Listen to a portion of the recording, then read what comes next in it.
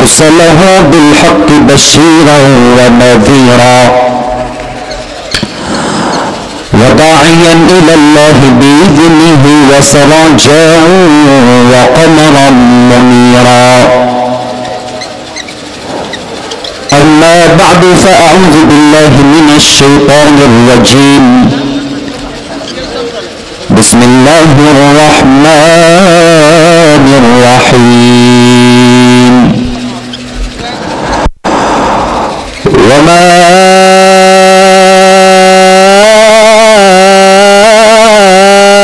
أرسلناك إلا رحمة للعالمين.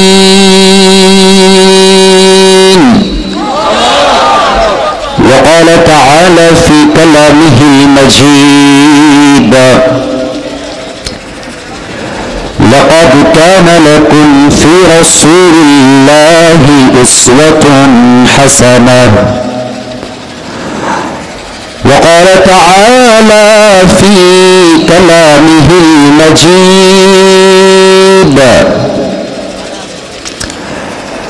لقد من الله على المؤمنين إذ بعث فيهم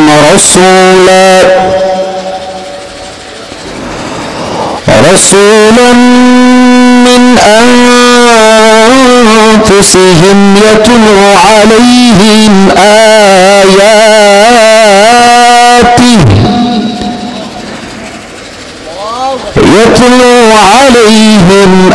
آياته ويزكيهم ويعلمهم الكتاب والحكمة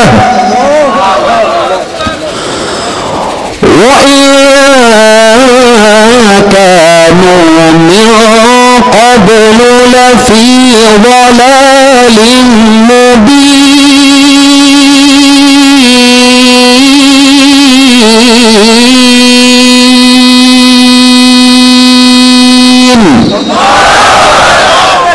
وقال رسول الله صلى الله عليه وسلم: تركت فيكم أمرين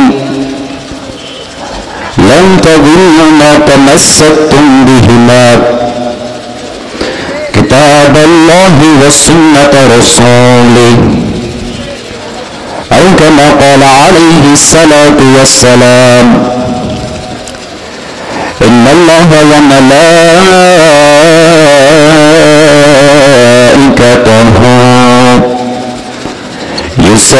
يصلون على النبي يا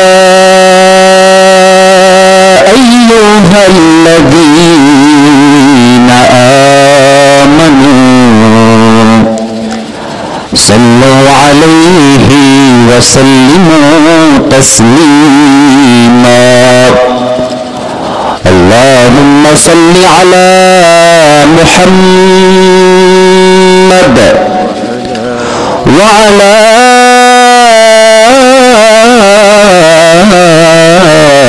آل محمد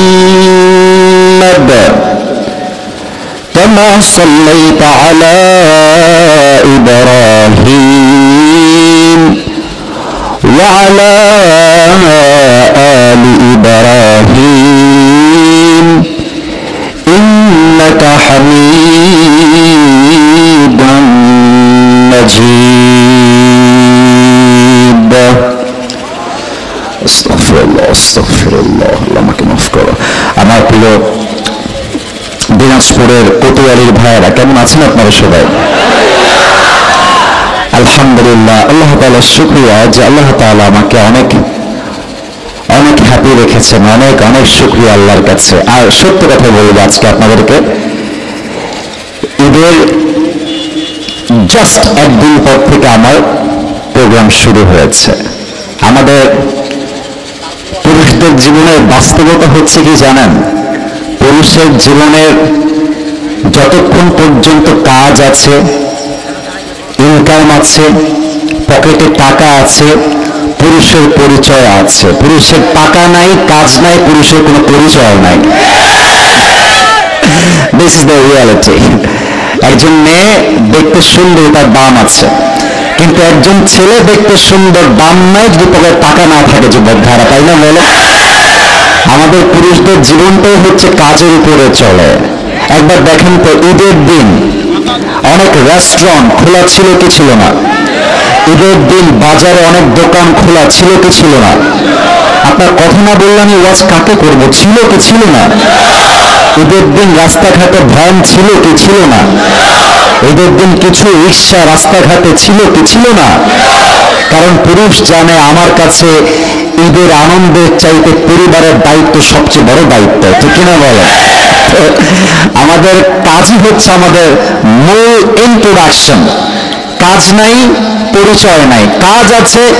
দেখবেন যে টাকা থাকলে আজকাল পুরুষের মাথায় চুল থাক আর না থাক, ডাজেন্ট ম্যাটার। অনেক মেয়ে টাকলার সঙ্গে টাকা পাইলে বুলের সঙ্গে বিয়ে করতে বসে যায়। অথচ আমাদের জীবনে আমাদের প্রফেশনটা হচ্ছে আমাদের মূল পরিচয়। তো ঈদের পরের দিন থেকে কাজ শুরু হয়ে গেছে। তো দিনাজপুরে ঈদের পরে আসা হয় নাই, বা রংপুরে আসা হয় নাই। So this is the first day after Eid. তো সত্য কথা বলছি, কাল রাতে যখন প্রোগ্রাম শেষ করলাম তখন থেকে আমার মনে লাড্ডু ফুটেছে যে আমি আজকে দিনাজপুরে আসব। কেন লাড্ডু ফুটলো? এর কারণটা হচ্ছে দিনাজপুরের মানুষ কোরআনকে এত বেশি ভালোবাসে, যদি কোনো মুফাসসির এই মাটিতে আসে, রংপুরে আসে, দিনাজপুরে আসে, ঠাকুরগাঁয়ে আসে, সে বলতে বাধ্য হবে শহীদ আবু সাইদ যখন জীবন দিয়েছিল তখন সে প্রমাণ করে দিয়েছিল রংপুরের সন্তান, দিনাজপুরের সন্তান একমাত্র আল্লাহকে ছাড়া সেখানে আর কাউকে তার ভয় পায় না। থার্ড কথা আমি বলতে চাই দিল থেকে, মুখ দিয়ে তো বলবো সব কথাই, বাট কিছু কথা হয়তো বা দিল থেকে নাও হতে পারে, এটা আমি আমার দিল থেকে বলছি। বিশ্বাস করেন, এই দেশ যে সেকেন্ড টাইম আজকে স্বাধীন হয়েছে, এই স্বাধীনতার সেকেন্ড সূচনা আপনাদের বিভাগ রংপুর থেকেই শুরু হয়েছিল। শহীদ আবু সাইদ যখন জীবন দিয়েছিল, বাংলার প্রত্যেকটা যুবকের কলিজার রক্তে আগুন লেগে গিয়েছিল। সেখান থেকে স্বাধীনতার মূল সূচনা শুরু হয়েছিল। সেই মাটিতে আমরা আজকে এসেছি, খুশি না বাজার? যদি আগামীতে বাংলাদেশকে ইসলামী রাষ্ট্র ঘোষণা করতে হয়, যদি আগামীতে আমার এই বাংলার জমিনে কালেমার পতাকা পটপট করে উড়ে মদিনার শাসন চালু হয়, ইসলামের শাসন চালু হয়, তাহলে আমার মনে হয় প্রথম ঘোষণা রংপুরের জমিন থেকেই হওয়া দরকার। কারণ দেশটা রংপুরের জমিন থেকে সেকেন্ড টাইম স্বাধীন হয়েছে, ঠিক কিনা বলে? আল্লাহ আমাদের সবাইকে যেন আজকে এই মাহফিলের জন্য, তাফসীরের জন্য, কোরআনের জন্য, ইসলামের জন্য কবুল এবং মঞ্জুর করে, পড়েন সবাই আমিন। তা আমি বলেছিলাম কেমন আছেন, অনেকে আসতে বলেছেন, আরেকবার জিজ্ঞেস করছি কেমন আছেন আপনারা সবাই? আপনার ঈদ ভালো গেছে? আলহামদুলিল্লাহ। আজকে এই প্রোগ্রামে আমি যা দেখতে পাচ্ছি, I am not making any mistake, যদি আমার ভুল না হয়, অন অ্যান অ্যাভারেজ আমার মুরব্বী আব্বাজান এসেছে 20 ভাগ, 80 ভাগের বেশি যুবক ভাই আজকে মাহফিল এসেছে। আমার যুবকদেরকে কবুল করে, পরমেশ্বর আমিন। আর মুরব্বীদেরকে আমি স্যালিউট জানাই। আপনারা আমার কলিজার টুকরা, আপনারা আমাদের আদর্শের জায়গা, আপনারা আমাদের ভালোবাসার জায়গা। আপনারা না আসলে মাহফিলটা সম্পূর্ণতা পেত না, পূর্ণতা পেত না। আবার মুরব্বীদের জন্য আমি দিল থেকে দোয়া করে দিই, আল্লাহ তাআলা। আচ্ছা, মা বোনরা এসেছেন? জায়গা নাই, তাই না? যাই হোক, যারাই শুনছেন, মা বোন আব্বাজান সবাইকে আল্লাহ তাআলা কবুল এবং মঞ্জুর করে, পরমেশ্বর আমিন। আমাদের আজকে এই প্রোগ্রাম বড়গ্রাম হাফিজিয়া মাদ্রাসা ও যুব সমাজে যুগ এক বিশাল তাফসীর কোরআন মাহফিল। এপ্রিল আমাদের এই মাসের নাম, 14 তারিখে আমাদের প্রোগ্রামটি অনুষ্ঠিত হচ্ছে। আমাদের আজকে এই প্রোগ্রামে সভাপতি রয়েছেন জনাব আলহাজ মোহাম্মদ রহমত আলী সরকার, সভাপতি দরগা সিলম নগাজী মাদ্রাসা, সিলমন গাজী মাদ্রাসা। হুজুর কে এসেছেন? হ্যাঁ, অসুস্থ। আচ্ছা, আল্লাহ ওনাকে নেক হায়াত দান করে, পরমেশ্বর আমিন। আমাদের আজকে এই প্রোগ্রামে সহসভাপতি রয়েছেন জনাব আলহাজ মাওলানা মোহাম্মদ আব্দুল জলিল সরকার, খতিব, বড়গ্রাম বৃহত্তর জামে মসজিদ। আমাদের হুজুর কি এসেছেন? কোন দিকে? বামে আছেন ইনশাআল্লাহ। আমার উস্তাদ সমতুল্য, আমার মাথার তাজ, আমার কলিজার টুকরা, আমার আব্বাজান সমতুল্য। আমি দোয়া করি আল্লাহ তাআলা আমার হুজুরকে নেক হায়াত দান করুক। পরমেশ্বর আমিন। একটু আস্তে হয়ে গেল, একটু জোরে বলেন আমিন। এটা লাইভ হচ্ছে, হ্যাঁ, আপনারা আওয়াজটা যেন আস্তে দিয়েন না, একটু জোরে বলেন সবাই মিলে আমিন। আমাদের আওয়াজ বেশি হলে আমাদের প্রশংসা কমবে না বাড়বে? আরেকবার বলেন দেখি সবাই মিলে আমিন।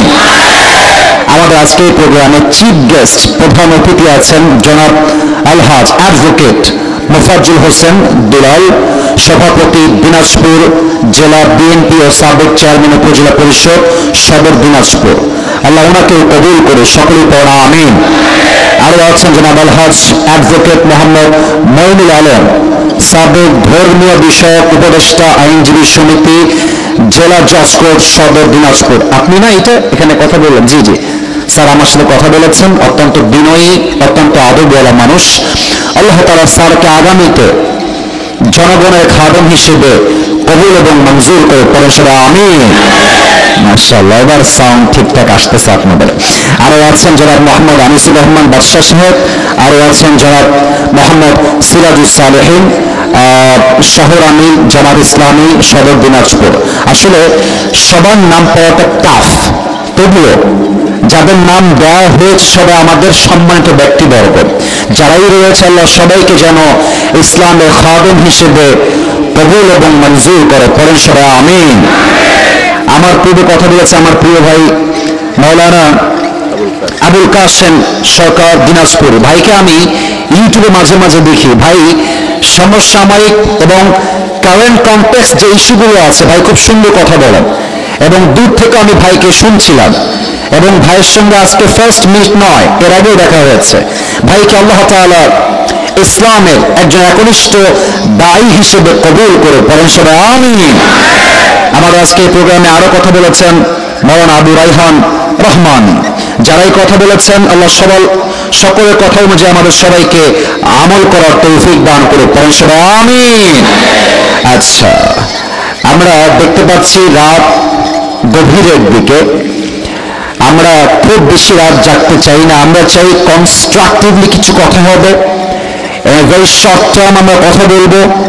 আমরা যখন ওয়াজ শেষ করব, ওয়াজ শেষ বাসায় গিয়ে ঘুমিয়ে যাব, চেষ্টা করব তাহাজ্জুদটা পড়ব, পাশাপাশি আমরা ফজর নামাজটা জামাতে পড়ব। রাজি আছেন তো ইনশাআল্লাহ? একটু হাত তুলে বলেন সবাই ইনশাআল্লাহ। আল্লাহ যেন কবুল করে পড়েন সবাই আমিন। আমার প্রিয় দিনাজপুরের ভাই, আমার look at my right hand, আমার ডান হাত দেখবেন। আমি আমার আলোচনায় চলে যাওয়া ট্রাই করছি। আমার হাতে কিতাবটার নাম, আর একটু জোরে, কিতাবটার নাম। আচ্ছা, এই কিতাবে কোনো ভুল কি আছে? কোনো সন্দেহ কি আছে? আপনারা একটা কথা দিল থেকে বলেন তো, এই আওয়াজ যদি কারো কম হয় বুঝবেন তার মধ্যে মুনাফিকি ঢুকে গেছে। So please answer me loudly, দিল থেকে আওয়াজ দিয়ে বলবেন, আওয়াজ যেন কমে না যায়। আগামীর বাংলাদেশ কোরআন দিয়ে শাসন চালু হোক, এটা আমরা সবাই দিল থেকে চাই কি চাই না? মাশাআল্লাহ। আগামীর বাংলাদেশ ইসলামের বাংলাদেশ হোক, আমরা সবাই চাই কি চাই না? আগামীর বাংলাদেশে ইনসাফ ভিত্তিক রাজনীতি হোক, ইনসাফ ভিত্তিক রাষ্ট্র কায়েম হোক, আমরা সবাই দিল থেকে চাই কি চাই না? এই ইনসাফ কায়েম করতে হলে, এই সমাজে শান্তি কায়েম করতে হলে আল্লাহর কোরআন ছাড়া সেকেন্ড কোনো অপশন পৃথিবীতে আর কিছু হতে পারে না, ঠিক না বলে?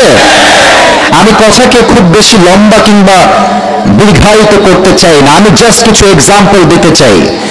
আমার প্রিয় কলিজার টুকরা দিনাজপুরের ভাইরা, আপনারা সবাই জানেন আমাদের দেশের এখন যে ইন্টারিম গভর্নমেন্ট, আমাদের যিনি প্রধান উপদেষ্টা, তার নাম হচ্ছে ডক্টর ইউনূস সাহেব। We really respect him a lot. আমরা সবাই তাকে মন থেকে সম্মান করি। আমরা জানি যে গত 15 বছর বাংলাদেশে শাসন ছিল না, গত 15 বছর পুরো বাংলাদেশের শোষণ ছিল যুবক ভাইরা, ঠিক কিনা বলে? আপনারা খেয়াল করেছেন কিনা এটা আমি জানি না, বাট সত্য কথা হচ্ছে এরকম। বিগত রোজার মাসে আমরা দেখেছি পণ্যের দাম অন্য বছরের চাইতে অনেক গুণ কম ছিল, ঠিক কিনা বলে?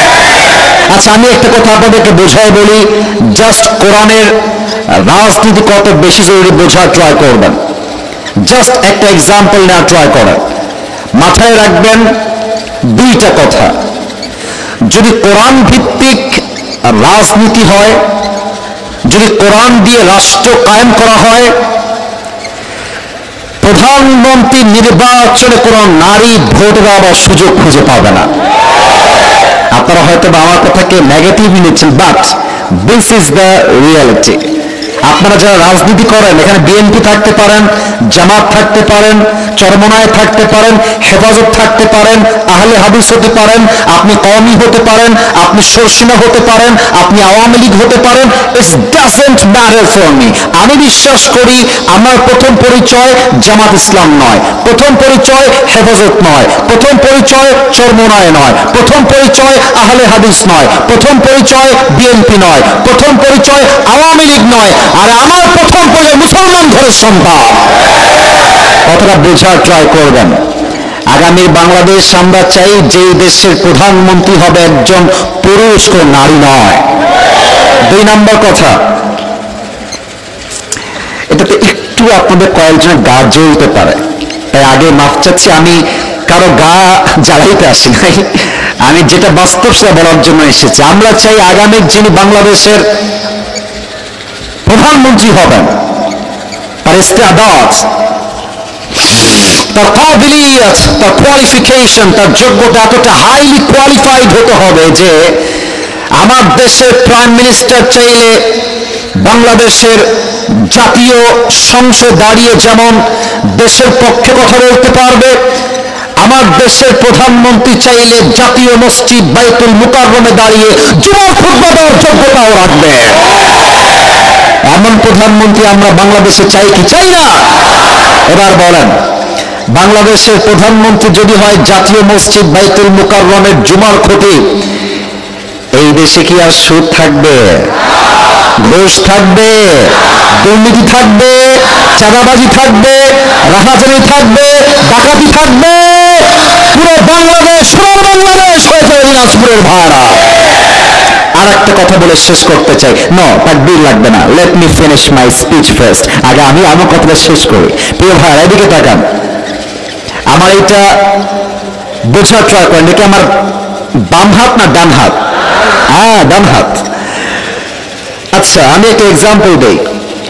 এই যে লাল পাঞ্জাবি ভাই, তুমি দাঁড়াও তো বাবু, ধমক দিব না, তুমি আমার ভালোবাসার বাবু, দাঁড়িয়ে যাও, দাঁড়াও। নতুন নতুন ভয় পেয়ে গেছে। তোমার নাম কি? আব্দুল্লাহ। বলো সবাই মাশাআল্লাহ। আব্দুল্লাহ, এবার চেহারা দেখো তো, সবাই একটু ঘুরে দেখো তো চেহারাটা তোমার। মাশাআল্লাহ। ওকে, এই যে সোনামণি, এই যে এইদিকে, এবার আমার দিকে তাকাও, এদিকে আমার দিকে। ওকে দেখা যায়? এই যে কথা কয় না, দেখা যায়? আচ্ছা, আব্দুল্লাহর বয়স মনে করেন 30 বছর।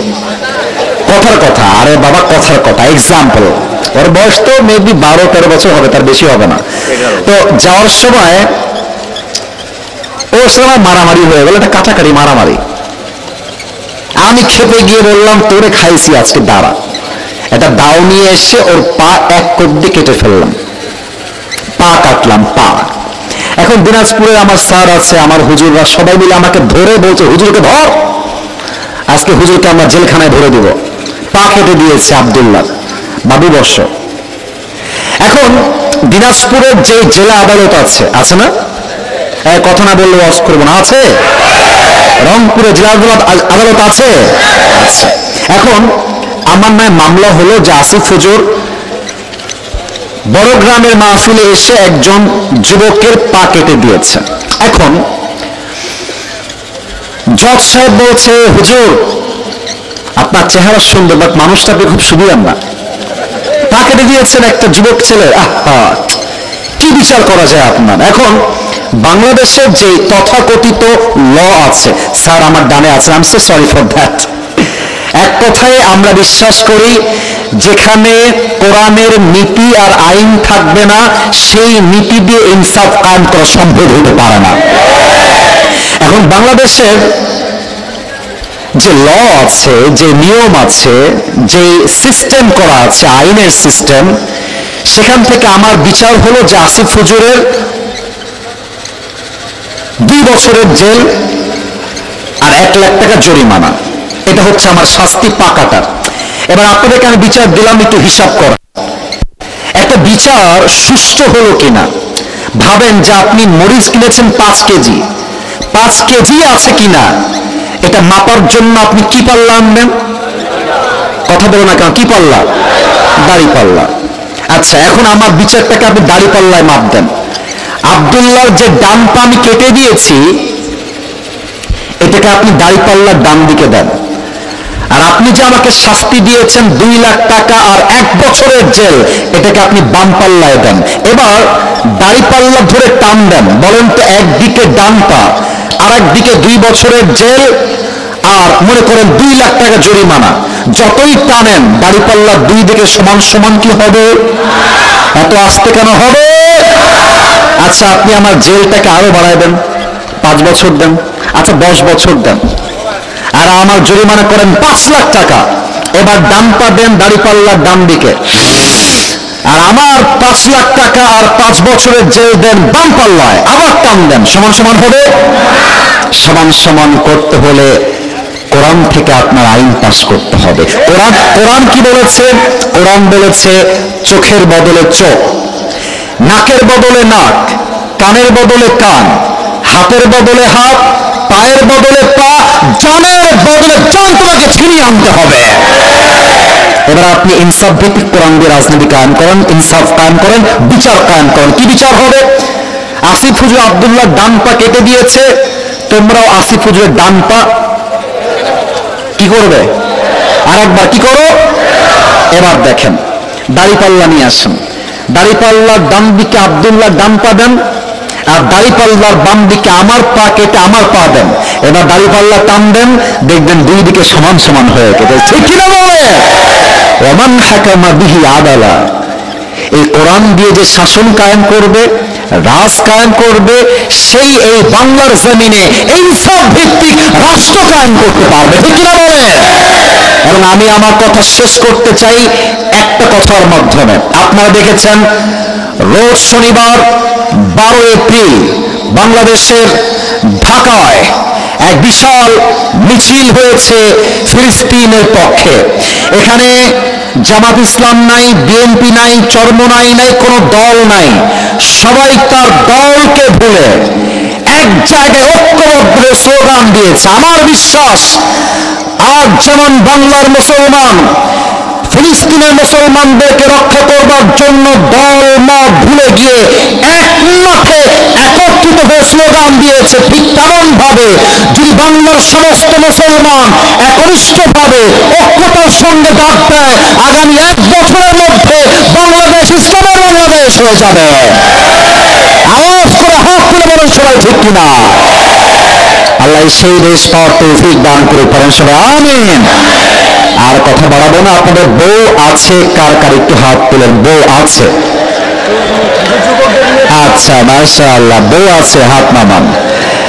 এবার হতভাগা কপাল পড়বে, বউটো কেউ নাই, তারা একটু হাত তুলো, সিঙ্গেলরা হাত তুলো। হ্যাঁ, আমি বিশ্বাস করি না আপনাদের বউ নাই। ইসরে কি কষ্টে আছে রে, তাকায় দেখো কি কষ্টে আছে রে। আল্লাহ সবাইকে দিনদার নেককার বউ দিয়ে দিক পারে সবাই, আমিন। যারা আমিন কয় নাই তারা কেউ বউ পাবেন। আরে কোন সবাই মিলে আমিন। 3টা তাকবীর দিবেন, তাকবীর শেষ তাফসীর শুরু হবে। তাফসীরের মাঝে আমার পরিচয় টুকরা যুবক ভাইদেরকে নিয়ে কথা বলার I will try my best level. প্রথম তাকবীর দিবেন আমার প্রিয় ম্যারিড পিপল যারা এসেছেন, বিবাহিত ভাইরা, বিবাহিত ভাই যারা এসেছেন, মুরব্বী হন, যুবক হন, একটু কাশি দেন। এই মান সম্মান থাকবে না রে বাবা এই কাশি দিলে, একটু জোরে দেন। আচ্ছা, দেখা যাক কারা জিতে। সিঙ্গেল ভাইরা কিপ কোয়াইট, কিপ সাইলেন্ট। সিঙ্গেলদের টাইম আসতেছে, is coming. It's not time for you, it's time for the married people. যারা বউ রাখেন বাড়িতে তারাই তাকবীর দিবেন, otherwise single people keep quiet, চুপ থাকবেন। বিবাহিত ভাইয়ারা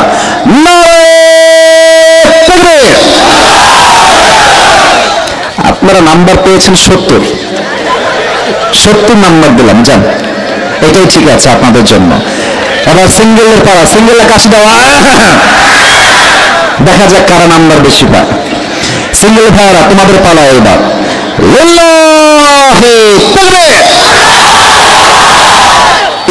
বিবাহিত ভাইরা আমাকে মাফ করে দেবেন, একটুর জন্য আপনারা হেরে গেলেন। আচ্ছা, আজকে আমার সিঙ্গেল ভাইরা 90 নাম্বার বেশি পেয়ে পাস করেছে, ঠিক কিনা বলে? আচ্ছা, এবার কোনো ভাগাভাগি নাই, সবাই মিলে তাকবীর দিব, তাকবীর শেষ আয়াত থেকে তাফসীর করার বেস্ট লেভেল ট্রাই করব সবাই মিলে, কোনো ভাগাভাগি নাই। এটা কাশি দেন। এবার আপনারা প্রমাণ করবেন যে আপনারা কেউ বিড়ালের বাচ্চা নন। আমার বিশ্বাস আমার সামনে সব সিংহ পুরুষগুলো বসে আছে।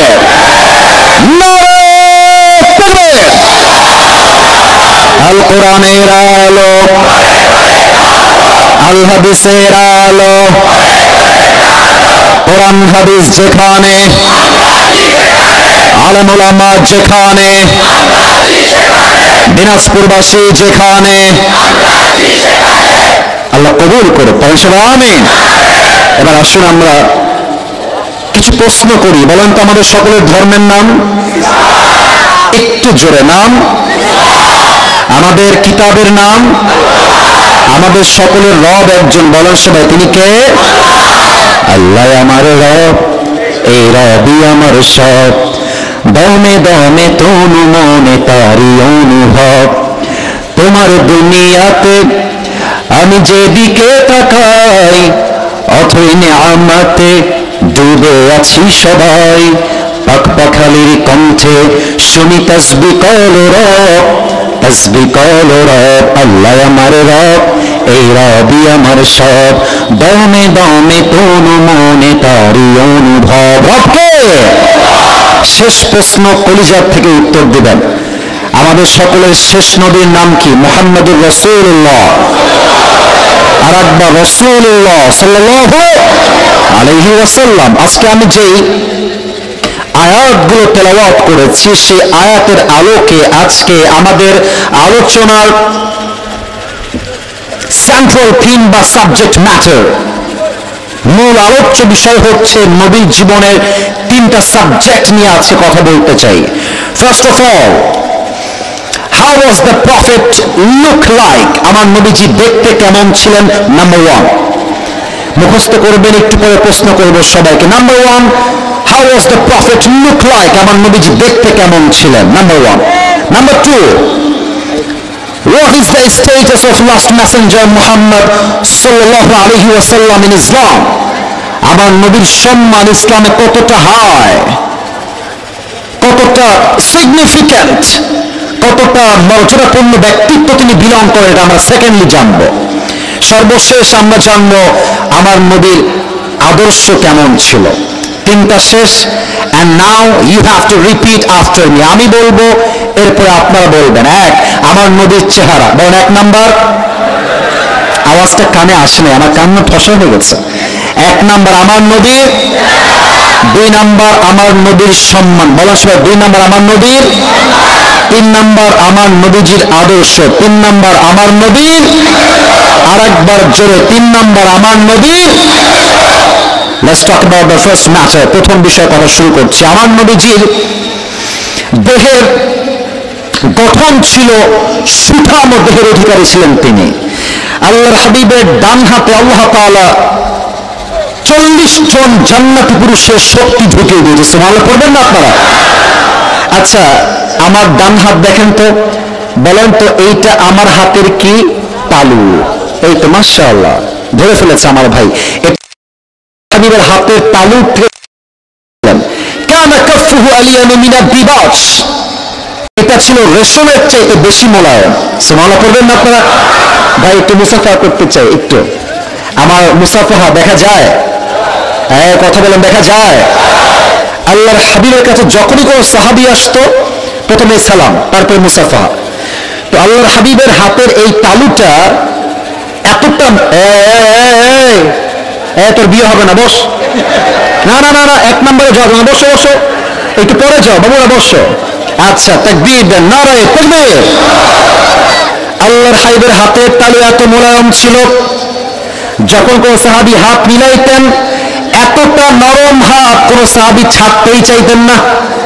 আর আল্লাহর হাবিব যখন দেখতেন কেউ আমার হাত শক্ত করে ধরে আছে নরমের জন্য, যতক্ষণ পর্যন্ত সে তার হাত নিজে না হটিয়ে নিত, নবীও তার হাত হটিয়ে নিতেন না। সুবহানাল্লাহ বলেন। এবার আসুন আমার নবীজির হাইট কেমন ছিল।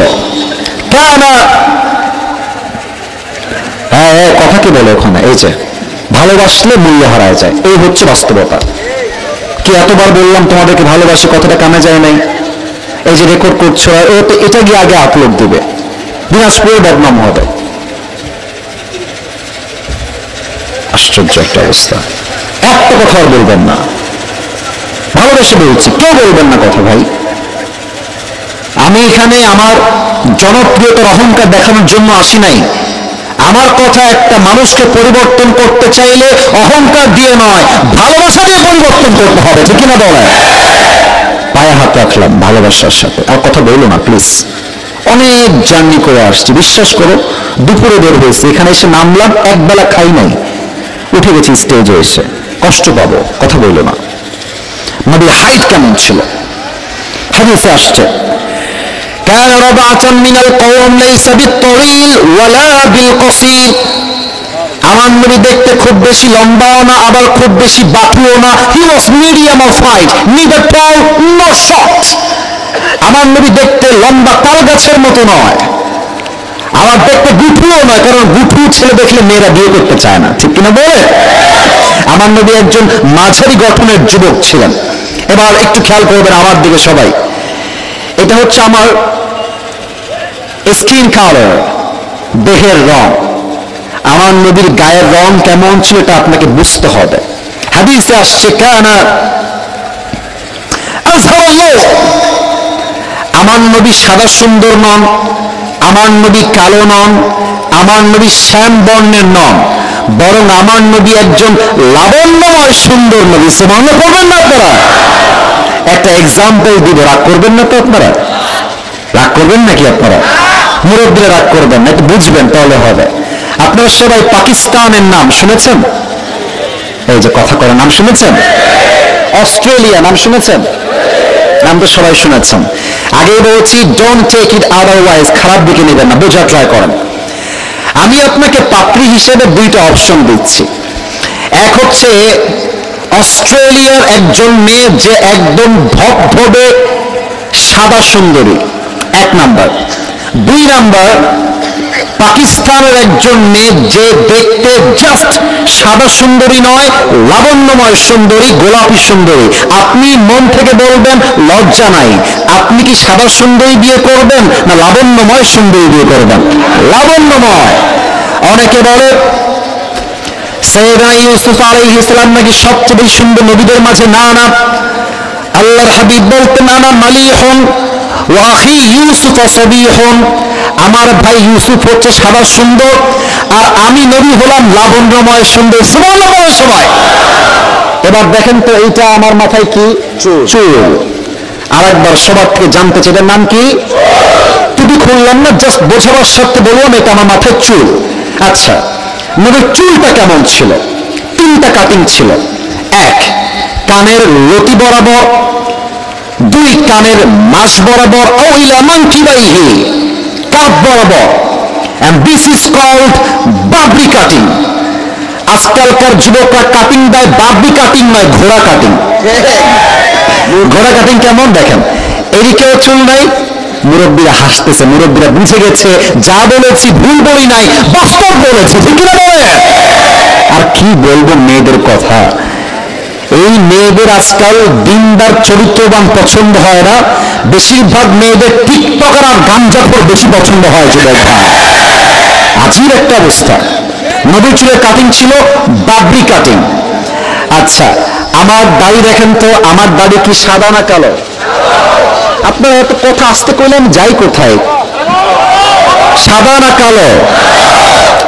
আমার নবীর মৃত্যুর সময় বয়স ছিল 63 বছর। وقبض وليس في لحيته ورأسه 20 شعرة بيضاء। আল্লাহর হাবিবের এই হাদিসগুলো যখন আমি বলি তো বিশ্বাস করেন আমার গুসবাম হয়, আমার এই লোমগুলো পশমগুলো অটোমেটিক্যালি দাঁড়িয়ে যায়। আল্লাহর হাবিবের 63 বছরের জীবনে দাড়ি এবং চুল মিলিয়ে 20টা চুলের বেশি একটা চুলে পাকে না। আল্লাহু আকবার। এবার আসেন নবীর দাড়িটা কেমন ছিল। আচ্ছা, আমি যে দাড়ি রেখেছি, কেউ পাম দিবেন না আমাকে, যা বলবেন মন থেকে। দাড়ি রেখে আমাকে অসুন্দর লাগছে না সুন্দর লাগছে? আনস্মার্ট লাগছে না স্মার্ট লাগছে?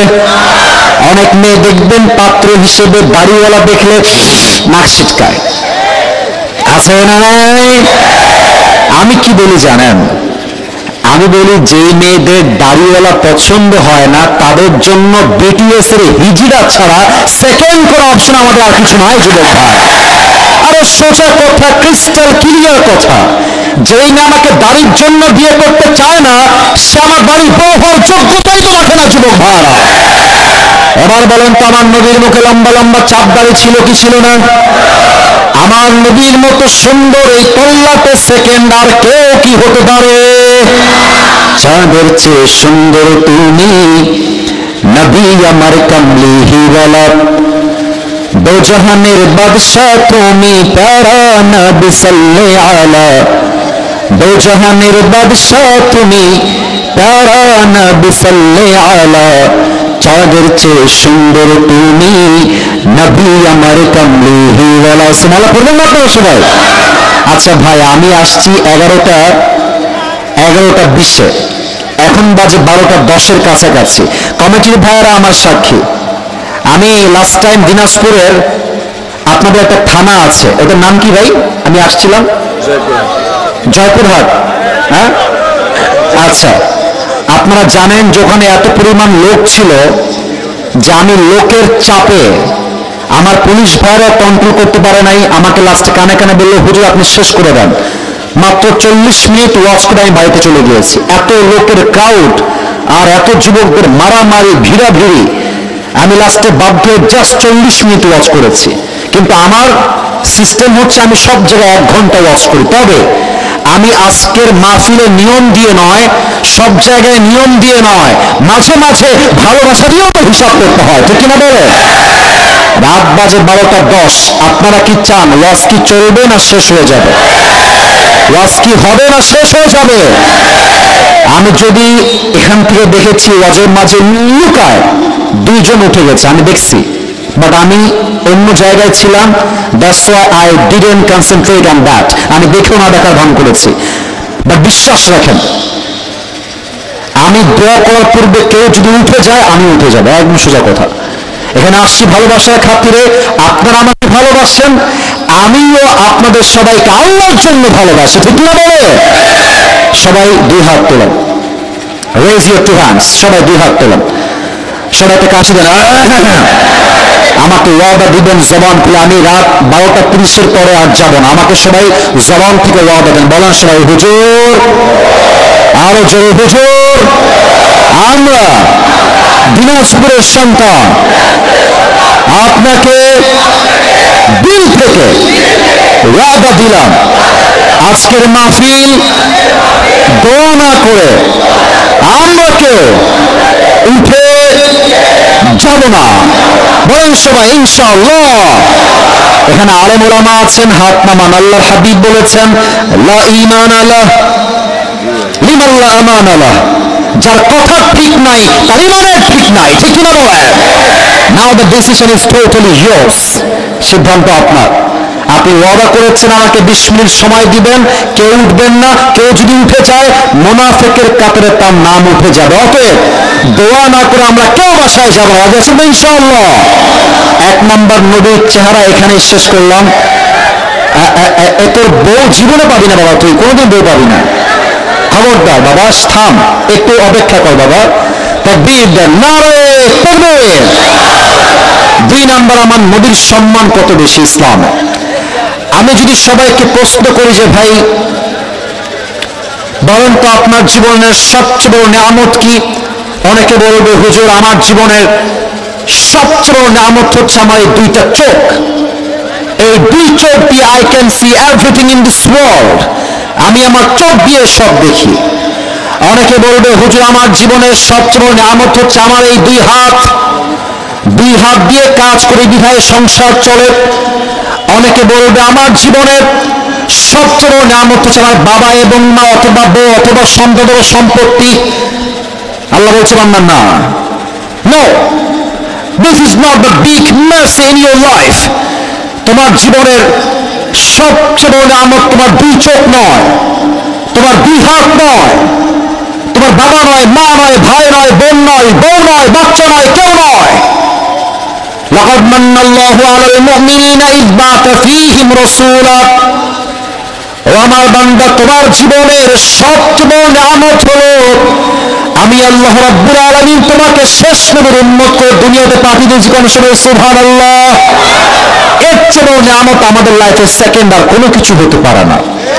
চারটা প্রশ্ন করব সবাইকে, দেখা যাক উত্তর সঠিক কে কে দিতে পারে। এক, বলেন তো আমার নবীজির বাবার নাম কি ছিল? স্টেজে সাউন্ড পেলাম, সামনে সাউন্ড খুবই কম পেলাম। আবার নবীর বাবার নাম কি ছিল? আব্দুল্লাহ। দুই, আমার নবীর মায়ের নাম কি ছিল? মাশাআল্লাহ। নবীজির দাদার নাম কি ছিল? প্যাচ খাবেন না, আব্দুল মুত্তালিব। বলার সময় দাদার নাম কি ছিল? Last question and final question, বলেন তো আমার নবীর চাচার নাম কি ছিল? আবু তালেব কি ইসলাম কবুল করেছিল? করে নাই। দেখেন নবীর সম্মান কতটা হাই জানতে মনে চায় না? আর আমার নবীর সম্মান জানতে মনে চায় না আমাদের? নবীর বয়স যখন 8 থেকে 9,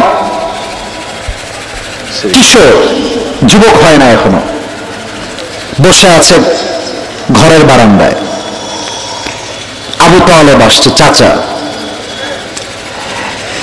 এসে বলছে, ভাতিজা মুহাম্মদ, তুমি আমার ভাতিজা হতে পারো এটা ঠিক আছে, বাট তুমি যে কোনো সাধারণ মানুষ নয় এটা আমি তোমার জন্মের পর থেকেই জানি। মনে করবেন না আপনারা? তুমি অসাধারণ, তুমি মানব, তুমি মহামানব, তুমি মানুষ, তুমি সাধারণ মানুষ নও, তুমি এক অসাধারণ মানুষ। বলেন সবাই। তো নবীজি বলছে, আচ্ছা আমি যে অসাধারণ তার প্রমাণ কি আপনার কাছে, কেমনে জানেন? আবু তালেব বলছে, মুহাম্মদ আমি দুই ভাবে জানি। এক, তোমার মায়ের থেকে শুনেছি, আর এক, আমি আমার নিজের চোখেই তোমার সম্মান দেখেছি। আচ্ছা চাচা, মায়ের থেকে কি শুনেছেন আমাকে একটু শোনান দেখি। চাচা কি শুনেছেন?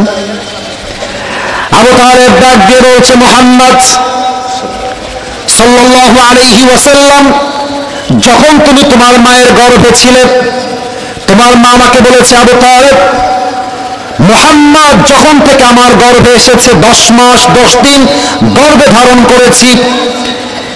একজন মা যখন সন্তান গর্ভে ধারণ করে, মা চলতে পারে না, হাঁটতে পারে না, খাইতে পারে না, ঘুমাইতে পারে না। আবু তালেব বলল, হে আল্লাহর কসম, মুহাম্মদ যখন থেকে আমার গর্ভে এসেছে ডেলিভারি হওয়া পর্যন্ত একটা মুহূর্তের জন্য আমি আমার পেটে কোনো ব্যথা অনুভব করি নাই। সুবহানাল্লাহ। চাচা আর কি শুনেছেন? আর একটু বলেন আমাকে, কি কি শুনেছেন? আচ্ছা একটু উত্তর দেন তো। এখন তো চাপ কল আছে, ট্যাপ আছে পানি নেওয়ার জন্য, মুরব্বীরা উত্তর দিবেন, যুবকরাও আশা করছি বুঝবেন এইটা। আগে তো চাপ কলও ছিল না, ট্যাপও ছিল না, পানি তোলার জন্য কি ছিল? হ্যাঁ, রাইট আনসার, কুয়া। তো বলছে, মুহাম্মদ তুমি তোমার মায়ের গর্ভে আছো, আর তোমার মা তোমাকে নিয়ে কুয়ার থেকে পানি তোলার জন্য গিয়েছে। কিন্তু অবাক করা বিষয়, সেই দিন কুয়ার থেকে পানি তোলার জন্য রশিও নিয়েছে, বালতিও নিয়েছে, বাট কুয়ার পানি তোলার জন্য রশির প্রয়োজন হয় নাই। কুয়ার পানি অটোমেটিক্যালি নিচের দিক থেকে উপরের দিকে উঠে চলে আসছে। সুবহানাল্লাহ, আল্লাহু আকবার। চাচা আর কি শুনেছেন আমাকে বলেন। আচ্ছা আপনারা তো গ্রামগঞ্জের ছেলে, আমি নিজে গ্রামের ছেলে। আমি এই যে এখান থেকে নিয়ে এতটুকু হয়েছি গ্রামে, আমাদের জন্ম গ্রামে। আচ্ছা একটা কথা বলেই ফেলি, প্রাসঙ্গিক না যদিও, কিছুটা অপ্রাসঙ্গিক, বাট মিডিয়ার সামনে বলছি আপনাদেরকে বোঝাবার জন্য। অনেকে আমাদেরকে আঙ্গুল তুলে বলে গ্রামের ছেলে খ্যাত, কিছু বোঝে না, পারবে না জীবনে কিছু করতে। ওটা মূর্খের বাচ্চা, করে শিক্ষিত হইতে পারে না। কেন কেন বললাম এই কথা? আপনি ইতিহাস চেক করেন, সফল মানুষের জীবনী চেক করেন, দেখবেন যারা পুরো পৃথিবীতে ইতিহাস তৈরি করেছে তার 90% সন্তান গ্রামের সন্তান ছিল তারা। আর আমার যেটা মনে হয় যে আমার মুরব্বীরা, আমার ভাইয়েরা এবং আমার সামনে যারাই এসেছে, এটা আমার বিশ্বাস যে আমার মনে হয় এখানে আমরা যারা এসেছি, এখানে 90% বেশি আমরা মধ্যবিত্ত পরিবারের সন্তানরা মাহফিলে এসেছি, ঠিক না বলে? আচ্ছা, আপনারা কি আমাকে আজকে সরাসরি দেখার আগে ইউটিউবে ফেসবুকে দেখেছেন? ও আচ্ছা, ঠিক আছে, হাত নামান। আমার একটা ওয়াজে আমি বলেছিলাম যে মধ্যবিত্ত পরিবারের সন্তান জাস্ট মধ্যবিত্ত পরিবারের সন্তান নয়, মধ্যবিত্ত পরিবারের সন্তান মানে একটা ব্র্যান্ড। কেন? সাইকেল দিবেন আমাকে, চলবে, বাইক দিবেন চলবে, কার দিবেন চলবে, কিছুই দিবেন না বলবেন যে হেঁটে হেঁটে আসো, তাও চলবে। ভাত দিবেন, ডাউল দিবেন চলবে, ভাত দিবেন, গোস্ত দিবেন চলবে, ভাত দিবেন, কিছুই দিবেন না, এক গ্লাস পানি দিবেন আর জাস্ট একটা মরিচ দিবেন, পান্তা ভাত হলেও আমার চলবে। কারণ আমি বড়লোক ঘরে খেয়ে পড়ে বড় হওয়া ধাপুস ধুপুস ব্রয়লার মুরগি না, আমি মধ্যবিত্ত পরিবারের ছেলে। আমি চাইলে আরাম করতে পারি, আমি চাইলে আমার রক্তকে পানি করে কঠোর পরিশ্রম করে সফল হতে পারি, ঠিক না বলে? আমার নবী গ্রামের মানুষ ছিলেন, সুবহানাল্লাহ বলবেন না?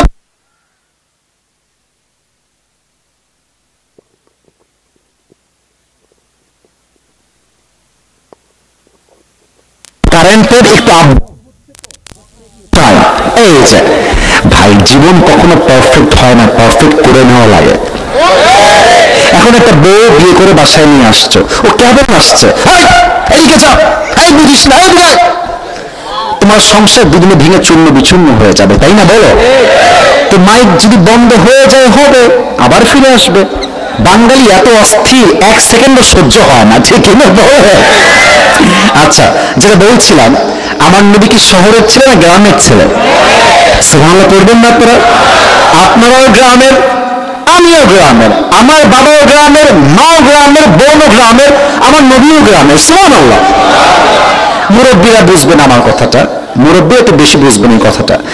আচ্ছা, দেখবেন যে গ্রামের যেই ঘরে, যে রুমে, আমার কথা কি বোঝা যায়?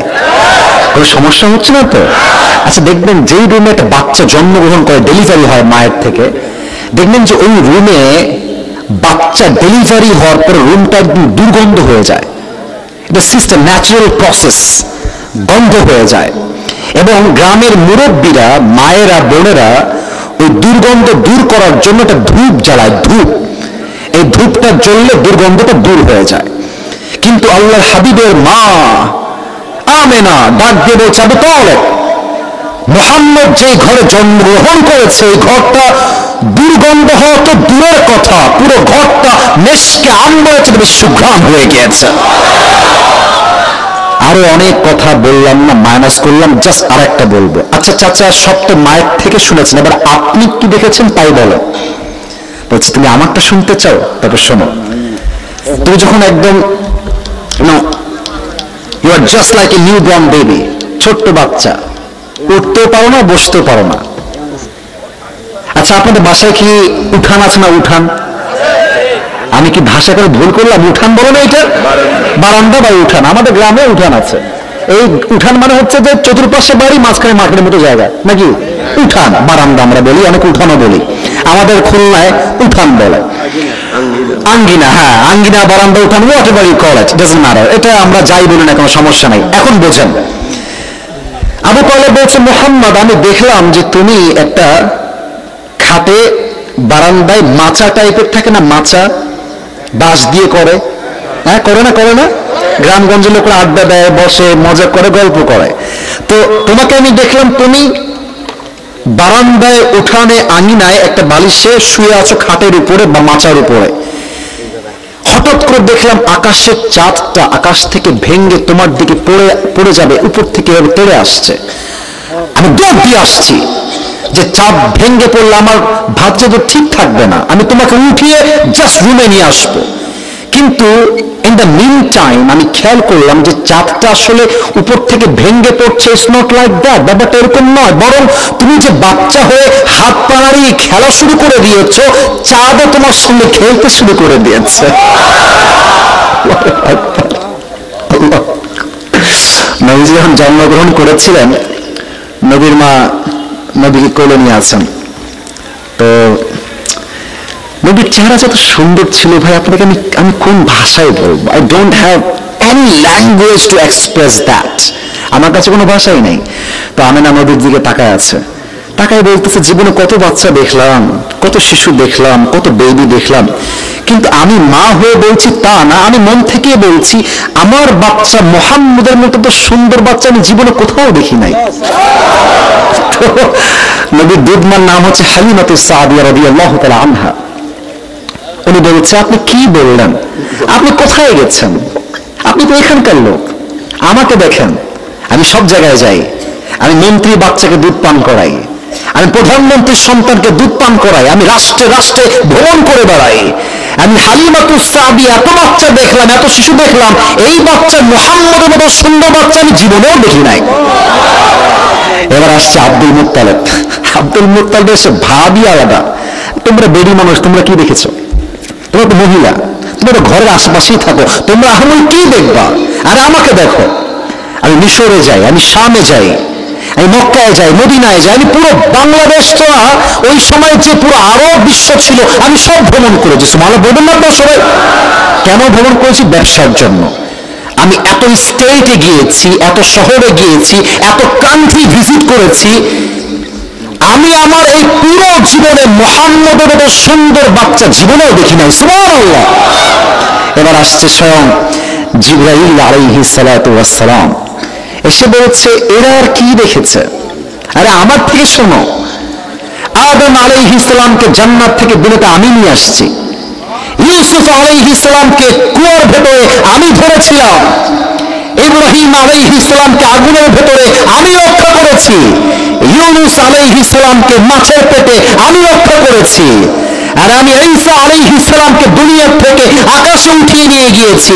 এমন কোন নবী নাই, এমন কোন সাহাবী নাই, এমন কোন আল্লাহওয়ালা নাই যার চেহারা আমি দেখি নাই। বাট মুহাম্মদের মতো এত সুন্দর চেহারা মানুষ আল্লাহ পৃথিবীতে বানায় নাই, বানাবেও না।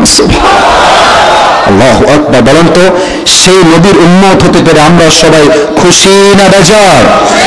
সকলে আমরা দিল খুলে পড়ি আলহামদুলিল্লাহ।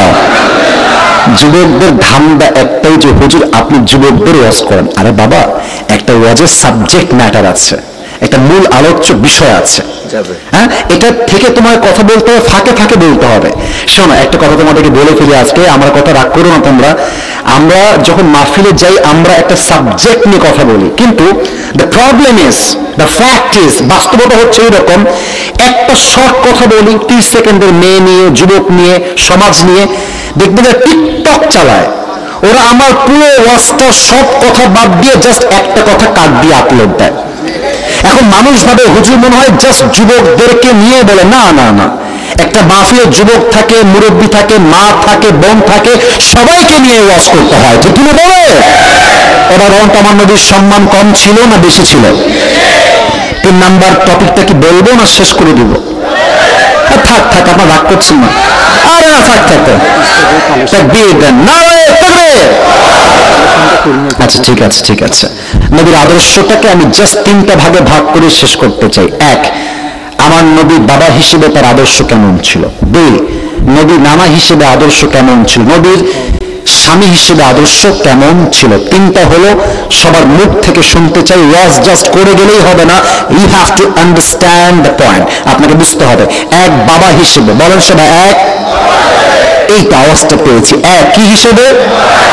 2 নানা হিসেবে। 2 কি হিসেবে? 3 স্বামী হিসেবে। 3 নাম্বার কি হিসেবে? আমি জাস্ট শর্টকাটে কয়েকটা ঘটনা বলবো এন্ড দেন দোয়া করব। আচ্ছা বলেন তো, আমার নবীজির কলিজার টুকরা মেয়ের নাম কি ছিল? ফাতেমা রাদিয়াল্লাহু তাআলা আনহা। ফাতেমার স্বামীর নাম কি ছিল? আলী। এই ভয় পান কেন? ফাতেমার স্বামীর নাম কি ছিল? রাদিয়াল্লাহু তাআলা আনহু। শেষ প্রশ্ন, তাদের সংসারে মাত্র 2 জন সন্তান দুনিয়াতে এসেছিল, এক হাসান দুই আচ্ছা খেয়াল করেন, ফাতেমার বিয়ের বয়স যখন হলো, নবী সমস্ত সাহাবায়ে কেরামকে ডাকলেন, বললেন শোনো, ফাতেমাকে কে বিয়ে করতে চাও প্রস্তাব নিয়ে আমার কাছে আসো। প্রথম প্রস্তাব নিয়ে আসছে ওমর ফারুক রাদিয়াল্লাহু তাআলা আনহু। এসে বলছে, নবী হে, আমি আপনার মেয়ে ফাতেমাকে বিয়ে করতে চাই, আপনি কি ইয়েস নাকি নো বলবেন, কোনটা বলেন? তো দেখেন, আমার এতটুকু দেখবেন, আমার এতটুকু। নবীজি বললেন, ও তুমি ফাতেমাকে বিয়ে করতে চাও?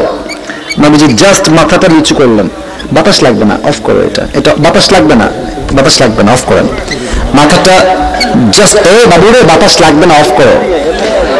আচ্ছা সমস্যা, একটু ওয়াজের মনোযোগ ছিল, তাকবীর দেন সবাই, লিল্লাহি তাকবীর। নবীজি জাস্ট মাথাটা নিচু করেছেন, ইয়াসও বলেন নাই, নো বলেন নাই। ওমর ফারুক বুঝে গিয়েছে যে আমার চান্স এখানে নাই, বের হয়ে গেছে। আরেক সাহাবী, ইয়া রাসূলুল্লাহ, I want to marry your daughter. নবী হে, আপনি কি আমার সঙ্গে বিয়ে দিবেন, রাজি আছেন? নবীজি আবার মাথা ডাউন, ইয়াসও বলেন নাই, নো বলেন নাই, সে বের হয়ে গেছে, বুঝে গেছে আমার খাওয়া নাই। বাহিরে আরো 2 জন সাহাবী আছে, এক হচ্ছে আব্দুর রহমান বিন আউফ, আর এক সাহাবীর নাম হচ্ছে আলী রাদিয়াল্লাহু তাআলা আনহু।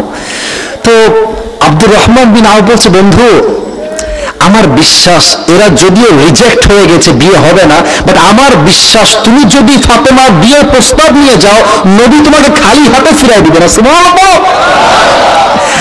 আলী বলছে, বন্ধু কি বললা, আমার না আছে টাকা, না আছে বাড়ি, না আছে ব্যবসা, না আছে সম্পত্তি, অসম্ভব আমার সঙ্গে নবী তার মেয়েকে কখনো বিয়ে দিবে না, অসম্ভব, বাদ দাও। আব্দুর রহমান বিন আউফ বলছে, আরে বন্ধু চান্স মারতে দোষ কোথায়, চান্স তো করো। আজকালকার 5-এর ছেলে 5-এ পড়ে, এই এটা আমার, খবরদার দেখবি না এটাকে, আছে না নাই বলেন? 5-এ পড়ে। তো আব্দুর রহমান বিন আউফের কথা শুনে আলী আসছে নবীর কাছে। তো দেখেন, এটা হচ্ছে মসজিদ নববীর বারান্দা, নবীজি বসে আছে, এখান দিয়ে আলী আসছে, এপার দিয়ে সেই পার দিয়ে বের হয়ে যায়, এ পাশ দিয়ে সেই পার দিয়ে বের হয়ে যায়, নবীর কাছে আর আসে না। আরে ভাই, মেয়ের বাবার কাছে মেয়ের প্রস্তাব নেওয়া কত কঠিন, এটা যুবক কথা কেউ টের পাবে না, ঠিক কিনা বলে? তো নবীজি বুঝে গেছে আলী আমার কাছে ডাল মে কুছ কালা তো জরুর হ্যাঁ, হ্যাঁ একটা কাজেই আসছে। আলী এদিকে আসো, আর এদিকে আসো, আরে বস, এখানে বস, কি ব্যাপার এরকম এরকম এরকম করছো, তিরিং বিং করছো কেন, কি বলবো আমাকে বলো, স্ট্রেট ফরওয়ার্ড বলো। বলছে, নবী আমি আপনার মেয়ে ফাতেমাকে বিয়ে করতে চাই, আপনি কি রাজি আছেন? নবীজি আগের বার ইয়াসও বলেন নাই, নো বলেন, মাথা কি উঁচু না নিচু ছিল? নিচু, কিছু বলেন নাই।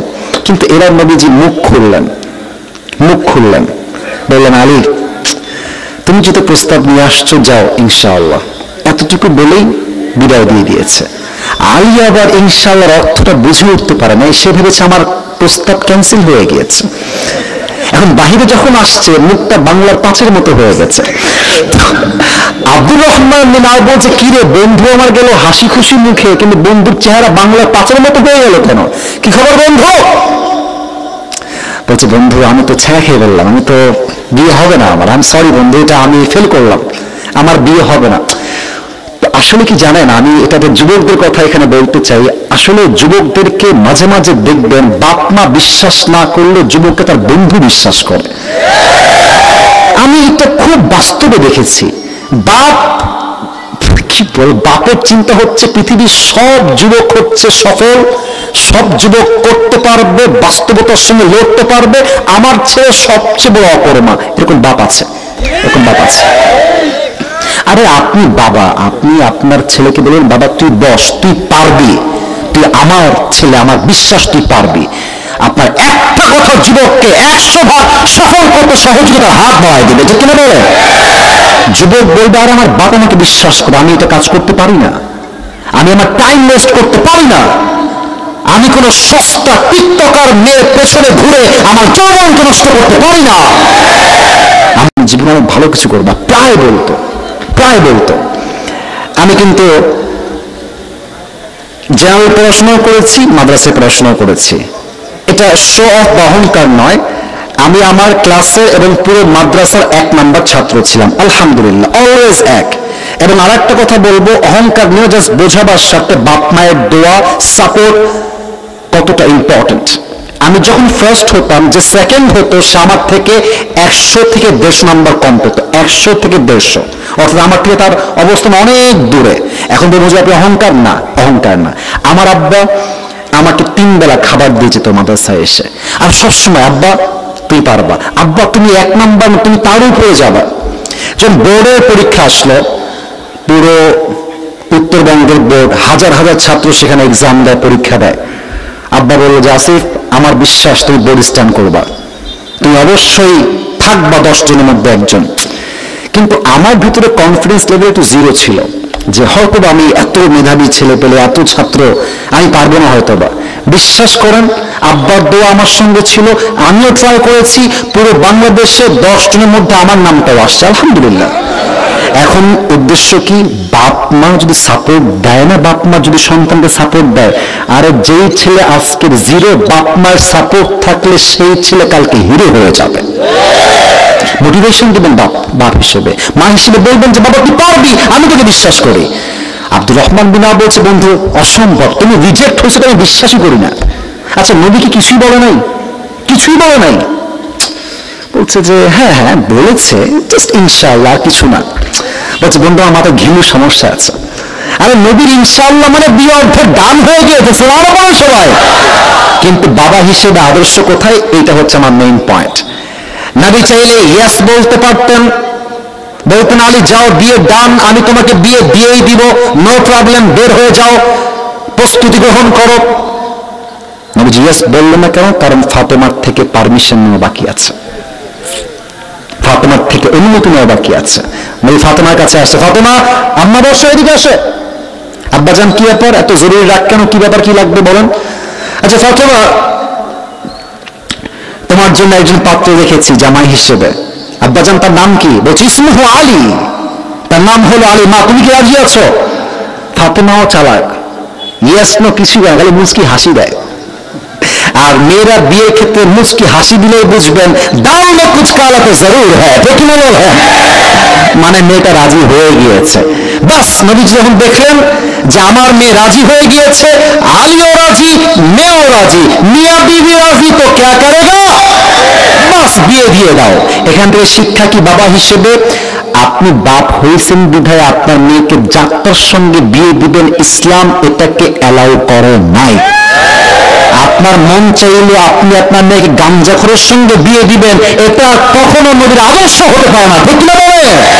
মেয়েকে বলবেন যে মা অমুক ছেলের সঙ্গে বিয়ে দিব, চিরবন্দরে বাড়ি, দিনাজপুর শহরে বাড়ি, দিনাজপুরের অমুক জায়গায় তার বাড়ি, বিরোধে তার বাড়ি, তুমি বিয়ে করবা কিনা? মেয়ে যদি বলে ইয়েস, আপনি বলবেন ইয়েস। মেয়ে যদি বলে নো, আপনিও বলবেন নো। এটাই ইসলামের আদর্শ, ঠিক না বলে? আল্লাহ প্রত্যেকটা বাবাকে বোঝার তৌফিক দান করে পড়েন সবাই আমিন। সবাই 2 হাত তোলেন, আর সামনে বাড়তে চাচ্ছি না, সবাই 2 হাত তোলেন। এই মাহফিলটা আগামীতে হোক, এটা আমরা সবাই চাই কি চাই না? আর একটু জোরে বলেন চাই কি চাই না? হাত একটু উঁচু করেন তো দেখি। আমি যে ওয়াদা দিয়েছিলাম, ওয়াদা মনে আছে? আমি দোয়া না করার দিকে যাবেন নাকি আপনারা? কেউ যাবেন নাকি আপনারা? হাতটা একটু উঁচু রেখে বলেন সবাই আল্লাহ, আর একটু জোরে আল্লাহ। আমরা তোমার শাহী দরবারে দিল থেকে নিয়ত পোষণ করলাম, আল্লাহ আল্লাহ আজ থেকে নবীর আদর্শের বাহিরে একটা কাজ আর কখন। নিয়ত করেন, নিয়ত প্লিজ মেক ইউর ইন্টেনশন, নিয়তটা বানান। বলেন সবাই করবো না, বলেন সবাই ইনশাআল্লাহ। 2 নাম্বার ওয়াদা, এটাই শেষ ওয়াদা। বলেন সবাই হুজুর। একটু আস্তে, বামে সাউন্ড পারফেক্ট, ইয়া পারফেক্ট, এদিকে একটু আওয়াজ আস্তে আছে। বলেন সবাই হুজুর আমরা ওয়াদা দিলাম আজ থেকে 1 ওয়াক্ত নামাজ আর কখনো ছাড়বো না। আরে দিল থেকে নিয়ত করেন না রে ভাই, আল্লাহ কবুল করতে পারেন তো বলার সময় এবার বলার সময় আওয়াজ করে হাত তুলে ইনশাআল্লাহ আল্লাহ সবাইকে কবুল করে পড়ে সবাই আমিন। হাত নামান, কেউ যদি উঠে যায় আমাকে ডাক দিবেন। প্রিয় ভাই, স্টেজে আমাকে আবদার রাখা হয়েছে যে স্টেজে যদি কোনো মান্যগণ্য আমার বিশ্বাস দিবে, যদি কেউ থাকেন আমাকে বলবেন কে আছেন, যদি থাকে নাম বলেন প্লিজ, তাহলে আমি আপনাদের নামটাও বলবো, দোয়াও করে দেব। যে আমাকে বললো কানে কানে যে স্টেজে দেওয়া বাকি আছে সে কোথায়, কে বাকি আছে, কোনো বাকি আছে, কোনো ব্যক্তি দিবেন, এই যে দিবেন, আচ্ছা ঠিক আছে আপনি দিবেন স্যার, স্যার দিবেন মাশাআল্লাহ। না ভাই এগুলো হবে না বাবু, আমি এগুলো করিও না, কেন মাইসেলফ, এটা তো আমার দায়িত্ব নেই, আমি বলে দিচ্ছি আগে। আচ্ছা আমার স্যার দিয়েছেন 2000 টাকা, আল্লাহ কবুল করুন পরে সবাই।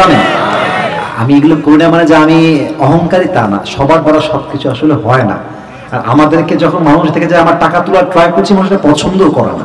এখন যেহেতু একটা মাদ্রাসার প্রোগ্রাম, একটা মানবতাবোধ থাকতে হবে, একটা মনুষ্যত্ববোধ আমাদের থাকতে হবে।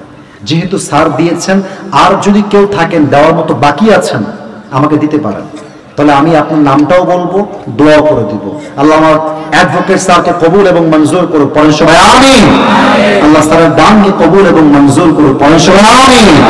এবং যে মাদ্রাসার উদ্যোগে আজকে এই প্রোগ্রামটা আয়োজিত হয়েছে, আমি নিজেও একজন হাফেজ, প্রায় 14 বছর আগে আমি হাফেজ হয়েছিলাম।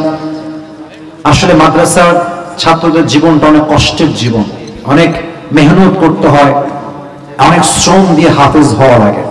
তো এই মাদ্রাসার যত অভাব আছে, যত ঘাটতি আছে, আল্লাহ সমস্ত ঘাটতি এবং অভাবকে গায়েবী খাজানার থেকে দূর করে দিই সকলে বলেন আমিন। এবং যারাই প্রোগ্রামকে বাস্তবায়ন করবার জন্য দিনরাত পরিশ্রম করেছেন, they have worked very hard for this program. So আমাদের সমস্ত শুকরিয়া অ্যারেঞ্জমেন্ট কমিটির জন্য। আমি দোয়া করি আল্লাহ তাআলা প্রত্যেক বছর যেন এর চেয়ে বড় সুন্দর মাহফিল ইখলাসের সঙ্গে করার তৌফিক দান করে পড়েন আমিন। আর আমি যখন দোয়া করব কেউ সেলফি তুলতে আসবেন না, আমি এটা আবদার রাখলাম বিনয়। এখানে আরে বলা আছে, আমার একটা সম্মান আছে, আপনাদের সম্মান আছে। আমি যখন নেমে যাব তখন আসেন, সেলফি তুলেন, হাত মিলান, মুসাফা করেন, ইটস অ্যালাউড দেয়ার। বাট দোয়ার সময় সেলফি তোলা এটা বেয়াদবি ছাড়া আর কিছু হইতে পারে না। মেহেরবানি করে একটু মেনটেন করবেন। নেমে যাওয়ার পর সেলফি তুলেন, ভিডিও করেন, হাত মিলান, আমি অ্যালাউ করব। বাট দোয়ার সময় মাঝে করে যায় ছেলেমেয়েরা বসে বসে বসে পড়ো, হ্যাঁ রুমাল, আচ্ছা ঠিক আছে। তবে প্রিয় ভাইয়েরা, এখন আমাদের এখান থেকে রুমাল যাবে, দোয়ার মাঝে রুমাল যাবে, কেউ উঠে যাবেন মানে বেয়াদবি মুনাফিকি হবে। জাস্ট আমি 3 মিনিট দোয়া শেষ করছি, রুমাল যাবে, দোয়ার মাঝে যে যা পারেন দান করবেন। রাজি আছেন তো ইনশাআল্লাহ? আলহামদুলিল্লাহি রাব্বিল আলামিন والصلاة والسلام على سيد الأنبياء والمرسلين وعلى آله وأصحابه أجمعين। রব্বুল আলামিন গভীর অন্ধকার রাত প্রায় 1টা বাজতে গিয়েছে আল্লাহ।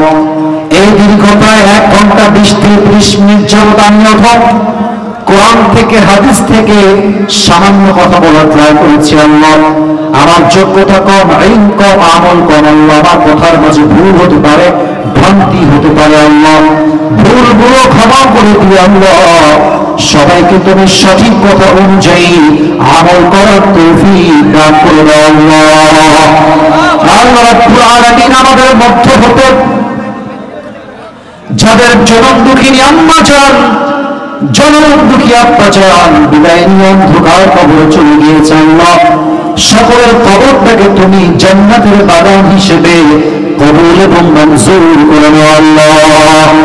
আল্লাহ রাব্বুল আলামিন দয়া করে মেহেরবানি করে অ্যাডভোকেট স্যার সহ যাই প্রোগ্রামকে বাস্তবায়ন করবার জন্য দান করেছে আল্লাহ, সকলের দানকে তুমি তোমার সন্তুষ্টির ওয়াসিলা হিসেবে কবুল এবং মঞ্জুর করে নাও আল্লাহ।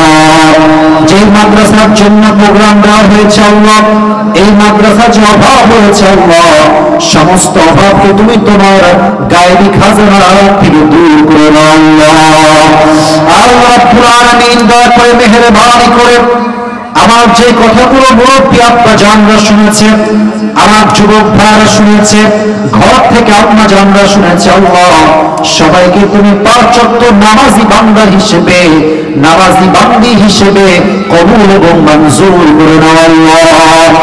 আল্লাহ রাব্বুল আলামিন, আমি একজন মুসাফির মানুষ, বহুত লম্বা রাস্তা সফর করে আজকের মাহফিল অ্যাটেন্ড করেছি আল্লাহ। একজন মুসাফির হিসেবে তোমার দরবারে দোয়া করছি আল্লাহ। আজ আমার সঙ্গে যে মুরব্বীরা, যে যুবক ভাইরা এই কোরআনের বাগানে একসঙ্গে আমরা বসতে পেরেছি, মৃত্যুর পর আমাদের সবাইকে তুমি জান্নাতুল ফেরদাউসের মেহমান হিসেবে কবুল এবং মঞ্জুর করে নিও আল্লাহ।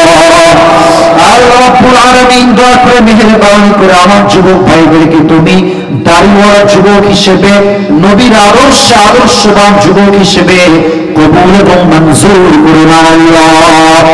আল্লাহ রাব্বুল আলামিন, যুবক ভাইদের সামনে পরীক্ষা আসছে, এসএসসি পরীক্ষা, আল্লাহ মেহেরবানি করে সকলকে পরীক্ষায় উত্তীর্ণ হওয়ার তৌফিক দান করে দাও আল্লাহ। আল্লাহ রাব্বুল আলামিন, মুরব্বী আব্বা জানদেরকে তুমি আবু বকর রাদিয়াল্লাহু তাআলা আনহুর চরিত্রে চরিত্রবান হওয়ার তৌফিক দান করে দাও আল্লাহ। বিশেষ করে এই প্রোগ্রাম মাহফিলের কমিটিবৃন্দ, বিশেষ করে যুবক ভাইরা, মুরব্বী আব্বা জানরা অক্লান্ত পরিশ্রম করেছে আল্লাহ, মাথার ঘাম পায়ে ফেলেছে, দিন রাত খেটে খেটে তাজা রক্তকে পানি করে আজকে মাহফিলকে তারা বাস্তবায়ন করেছে আল্লাহ। তাদের সমস্ত পরিশ্রমকে, কষ্টকে তুমি তোমার জান্নাতুল ফেরদাউসে যাওয়ার ওয়াসিলা হিসেবে কবুল এবং মঞ্জুর করে নাও আল্লাহ। সবাইকে তুমি ইসলামের সৈনিক হিসেবে কবুল এবং মঞ্জুর করে নাও আল্লাহ। রব্বানা তাকাব্বাল মিন্না ইন্নাকা আনতাস সামিউল আলিম ওয়া তুব আলাইনা ইন্নাকা আনতাত তাওয়াবুর রহিম। সুবহান রাব্বিকা রাব্বিল ইজ্জাতি আম্মা ইয়াসিফুন ওয়া সালামুন আলাল মুরসালিন ওয়ালহামদুলিল্লাহি রাব্বিল আলামিন। দিনাজপুরের ভাড়া আবার হবে ইনশাআল্লাহ। শুকরিয়া।